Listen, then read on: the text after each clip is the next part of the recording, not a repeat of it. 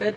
Okay, so the inflection plays down the stretch, we talk about that a lot. Tonight you guys won them. What did you see out there to put it away? Well, they made some big plays as well. The threes, Sasser, pulled them a little bit closer. We had some opportunities, with our late game execution.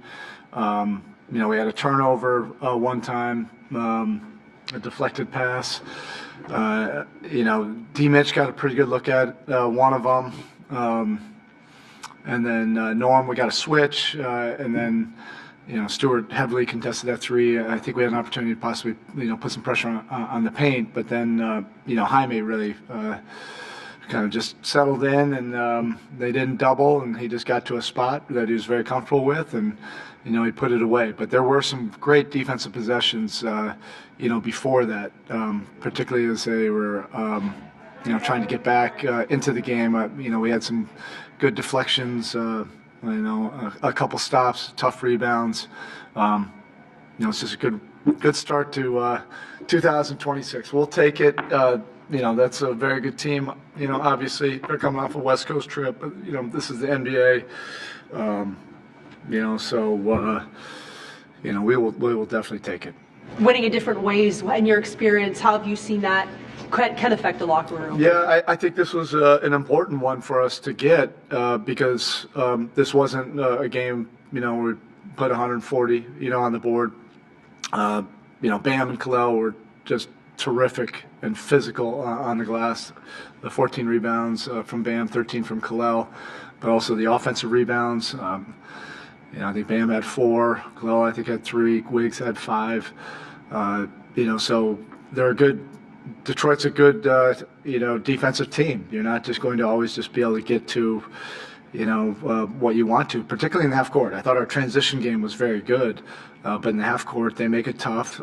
So sometimes you just need to, get some of those possessions in the mud, and we were able to get, some second opportunities, and it's a different way for us to impact the game. Third quarters are looking much better tonight. I think you guys, it was 19-10 to start the third quarter. Has something shifted there in this last week or so? Well, we've had enough games where we were a dud out of it, and I credit the locker room. In our meeting on Christmas Eve, basically everybody was talking about that we need to have more consistency coming out of the locker room. We've had a lot of halftime leads or played great first half basketball.